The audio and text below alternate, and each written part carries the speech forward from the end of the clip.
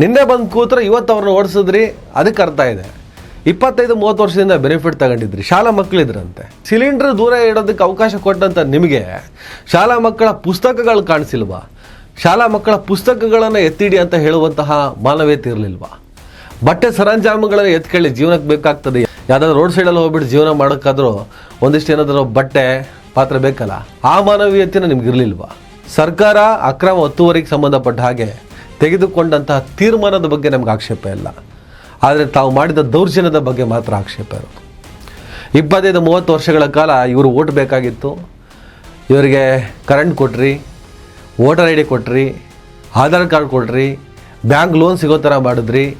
ಅವತ್ತಿವರು ಹೈದರಾಬಾದ್ನವರು, ಆಂಧ್ರ ಪ್ರದೇಶದವರು, ಫಕೀರರು, ದರ್ವೇಶಿಗಳು ಅಂತ ಏನೋ ನಿಮ್ಗೆ ಗೊತ್ತಿರಲಿಲ್ವಾ? ಆಗೊಂದು 3,000 ಓಟ್ ಸಿಗ್ತದಲ್ಲ ಅಂತ ಖುಷಿ ನಿಮಗೆ. ಈಗ ಸುಭಿಕ್ಷವಾಗಿದ್ದೀರಿ. 80 ಕೋಟಿ ಬೆಲೆ ಬಾಳೋ ಪ್ರಾಪರ್ಟಿ, ಗ್ರೇಟರ್ ಬೆಂಗಳೂರು ಅಥಾರಿಟಿ ಮತ್ತು ಸಿಂಗಾಪುರ ಮಾಡಬೇಕು ಅಂತ ಕನಸು. ನಾಚಿಕೆ ಆಗಬೇಕು. ಇವತ್ತು ಒಂದಿಷ್ಟು ಬಡವರು ನಮಗೆ ಕಣ್ಣಿಗೆ ಕಾಣಿಸ್ತಾ ಇದ್ದಾರೆ, ವಸತಿ ರಹಿತರು ಕಣ್ಣಿಗೆ ಕಾಣಿಸ್ತಿದ್ದಾರೆ ಅಂದರೆ ಅದು ಅವರ ಸಮಸ್ಯೆ ಅಲ್ಲ. ಅವರಿಗೆ ಸ್ವತಂತ್ರ ಬಂದು 70 ವರ್ಷಗಳ ಕಳೆದರೂ ಕೂಡ ಅವರೊಂದು ವಸತಿ ಸೌಲಭ್ಯ ಮಾಡೋಕ್ಕಾಗಲಿಲ್ಲ ಈ ಹಾಳಾದ ರಾಜಕಾರಣಕ್ಕೆ. ಅವರ ಬದುಕಿಗೆ ಒಂದು ನೆಲೆ ಕೊಡೋಕ್ಕೆ ಸಾಧ್ಯ ಆಗಲಿಲ್ಲ ಈ ಹಾಳಾದ ರಾಜಕಾರಣಕ್ಕೆ. ಇಲ್ಲಿ ಫಕೀರರು, ದರ್ವೇಶಿಗಳು ಕಾಣಿಸ್ತಾರೆ, ಆದಿವಾಸಿಗಳು, ಅಲೆಮಾರಿಗಳು, ಎಷ್ಟು ಜನ ವಸತಿ ರಹಿತರಾಗಿದ್ದಾರೆ. ಆ ಜಾಗ ಅಥವಾ ಬೇರೆ ಜಾಗದಲ್ಲಿ ಹೋಗೊಂದು ವಸತಿ ವ್ಯವಸ್ಥೆ ಮಾಡ್ಕೊಡೋಕ್ಕಾಗಲ್ವಾ?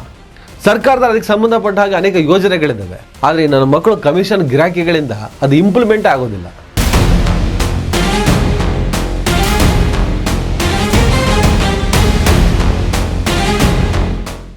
ಹಲೋ, ನಮಸ್ಕಾರ. ಈ ವಿಡಿಯೋವನ್ನು ನಾನು ಬಹಳ ದಿನಗಳಿಂದನೇ ಮಾಡಬೇಕು ಅಂತಿದ್ದೆ. ಸ್ವಲ್ಪ ತಡವಾಗಿದೆ. ಒಂದಿಷ್ಟು ಸತ್ಯಾಸತ್ಯತೆಗಳನ್ನು ತಿಳ್ಕೊಳ್ಳೋಣ. ಬ್ಲೈಂಡಾಗಿ ಹೋಗಲೇಬಾರ್ದು. ಯಾವುದೇ ಬಡವರ ಮೇಲೆ ಸರ್ಕಾರಗಳು ದರ್ಪ ಮೆರೆದ್ರೆ, ಅಹಂಕಾರ ಮೆರೆದ್ರೆ, ದೌರ್ಜನ್ಯಗಳನ್ನು ಮಾಡಿದ್ರೆ ಒಪ್ಕೊಳ್ಳೋದಕ್ಕೆ ಸಾಧ್ಯನೇ ಇಲ್ಲ. ನಾವು ಜನರ ಸ್ಥಿತಿಗತಿಗಳ ಬಗ್ಗೆ ಯೋಚನೆ ಮಾಡಲೇಬೇಕು. ಇವತ್ತು ಆ ಜನ ಆ ಪರಿಸ್ಥಿತಿಗೆ ಯಾಕೆ ತಲುಪಿದ್ರೋ ಅದಕ್ಕೆ ಕಾರಣ ಯಾರು ಅದು ನಮಗೆ ಗೊತ್ತಿರೋದ್ರಿಂದನೇ ಮೊದಲು ಇವ್ರ ತಲೆಗೆ ಮುಟುಕಬೇಕು. ಅಕ್ರಮನ ಸಕ್ರಮನೋ ಆಮೇಲೆ ಚಿಂತನೆ ಮಾಡಬೇಕು. ಬೆಂಗಳೂರಿನ ಯಲಹಂಕದ ಕೋಗಿಲು ಬಡಾವಣೆ ಹತ್ರ ಫಕೀರ್ ಕಾಲೋನಿ ಮತ್ತಿನ್ನೊಂದು ವಿವರಣೆಗಳನ್ನ ನಾನು ಕೊಡ್ತೀನಿ.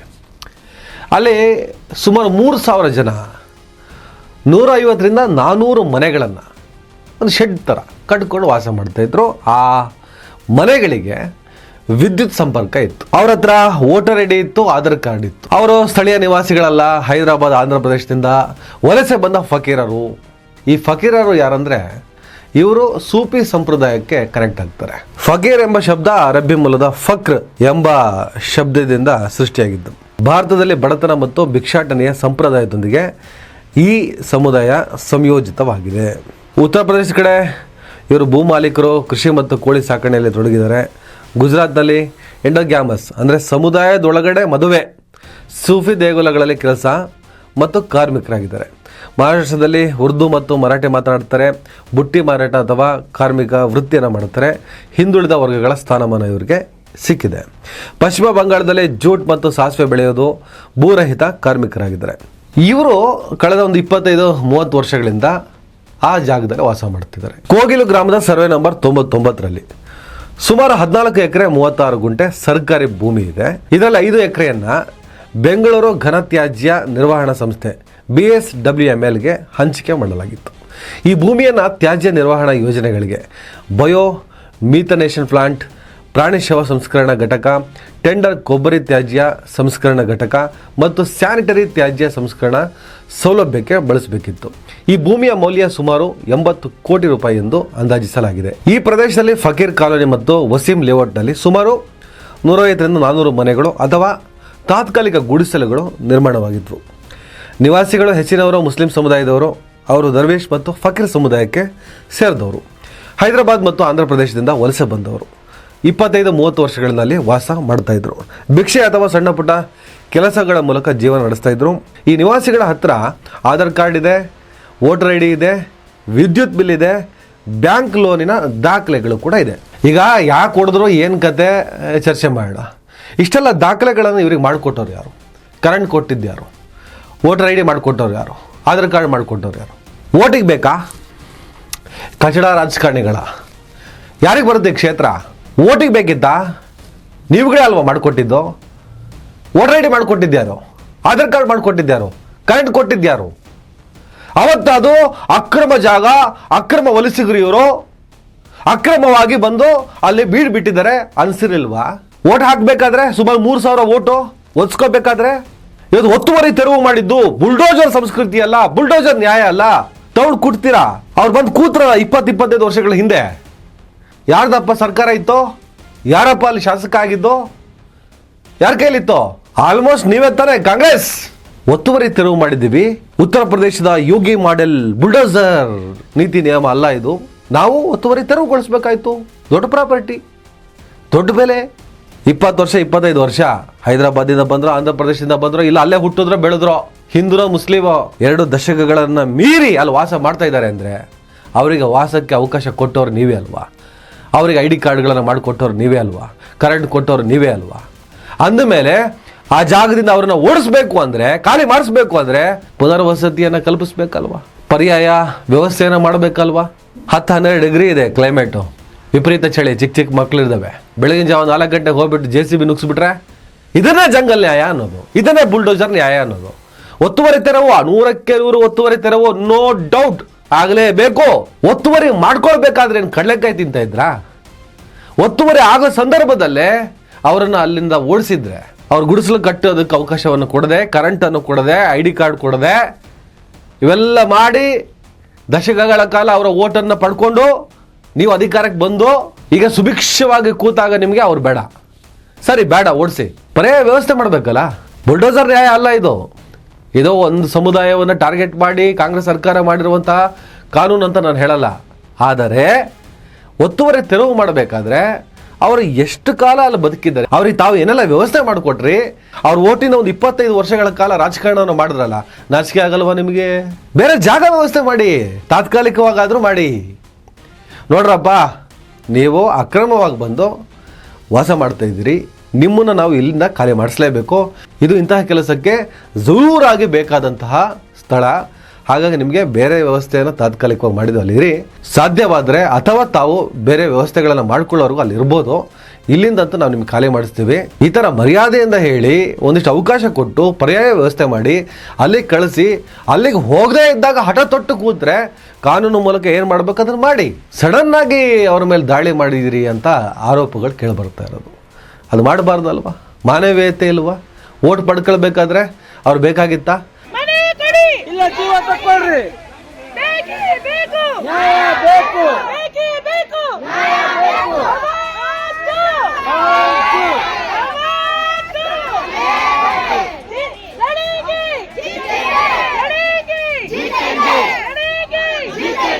ಮೊನ್ನೆ ಡಿಸೆಂಬರ್ 20ನೇ ತಾರೀಕು ಶನಿವಾರ ಬೆಳಗ್ಗೆ 4 ಗಂಟೆಗೆ BSWML ಗ್ರೇಟರ್ ಬೆಂಗಳೂರು ಅಥಾರಿಟಿ ಅಂದರೆ GBA, ಬೆಂಗಳೂರು ಮಹಾನಗರ ಪಾಲಿಕೆ BBMP, ರೆವಿನ್ಯೂ ಡಿಪಾರ್ಟ್ಮೆಂಟ್, ಪೊಲೀಸ್ ಮತ್ತು ಅಗ್ನಿಶಾಮಕ ದಳದ ಸುಮಾರು 200 ಸಿಬ್ಬಂದಿಗಳು ಸೇರಿ ಈ ಕಾರ್ಯಾಚರಣೆಯನ್ನು ನಡೆಸ್ತಾರೆ. ಭಾರಿ ಗಾತ್ರದ ಅರ್ತ್ ಮೂವರ್ಗಳನ್ನು ಬಳಸಿ 150-400 ಮನೆಗಳನ್ನು ನೆಲಸಮ ಮಾಡಲಾಯಿತು. ನಿವಾಸಿಗಳಿಗೆ ಮುಂಚಿತವಾಗಿ ನೋಟಿಸ್ ನೀಡಿರಲಿಲ್ಲ ಅನ್ನುವಂಥದ್ದು ಆರೋಪ. ವಿದ್ಯುತ್ ಸಂಪರ್ಕವನ್ನು 3 ದಿನಗಳ ಮುಂಚೆ ಕಡಿತಗೊಳಿಸಲಾಗಿತ್ತು. ನಿವಾಸಿಗಳು ನಿದ್ರೆಯಲ್ಲಿದ್ದಾಗ ಎಚ್ಚರಿಸಿ ಬೆಳಗ್ಗೆ 4 ಗಂಟೆ ಮಲಗಿರ್ತಾರೆ, ಮತ್ತೇನು ಮಾಡ್ತಿರ್ತಾರೆ, ಅವರನ್ನು ಹೊರಗೆ ಹಾಕಲಾಯಿತು. ಅವರಿಗೆ ಬಟ್ಟೆ, ಹಾಸಿಗೆ ಅಥವಾ ದಾಖಲೆಗಳನ್ನು ತೆಗೆದುಕೊಳ್ಳಲು ಸಮಯ ನೀಡಲಿಲ್ಲ. ಕಾರ್ಯಾಚರಣೆಯಲ್ಲಿ LPG ಸಿಲಿಂಡರ್ಗಳು ಮತ್ತು ಇತರ ಸುಡುವ ವಸ್ತುಗಳನ್ನು ಮೊದಲು ತೆರವುಗೊಳಿಸಲಾಯಿತು. ಪೊಲೀಸರು ಕಾನೂನು ಸುವ್ಯವಸ್ಥೆ ಕಾಪಾಡಲು 150 ಸಿಬ್ಬಂದಿಯನ್ನು ನಿಯೋಜಿಸಿದರು. ಇದು ಅಕ್ರಮ ಒತ್ತುವರಿ ತೆರವು ಕಾರ್ಯಾಚರಣೆಯಾಗಿದೆ. ಸಾರ್ವಜನಿಕ ಭೂಮಿಯನ್ನು ರಕ್ಷಿಸುವ ಉದ್ದೇಶದಿಂದ ನಡೆದಿದೆ ಅಂತ ಸರ್ಕಾರಿ ಅಧಿಕಾರಿಗಳು ಹೇಳ್ತಾರೆ. ಉಪಮುಖ್ಯಮಂತ್ರಿ DK ಶಿವಕುಮಾರ್, ಸಿದ್ದರಾಮಯ್ಯ ಎಲ್ಲರೂ ಕೂಡ ಕಾನೂನುಬದ್ಧ ಕ್ರಮ ಇದು, ಸಾರ್ವಜನಿಕ ಭೂಮಿಯ ರಕ್ಷಣೆ ಅಂತ ಹೇಳಿಕೆಯನ್ನು ಕೊಟ್ಟರು.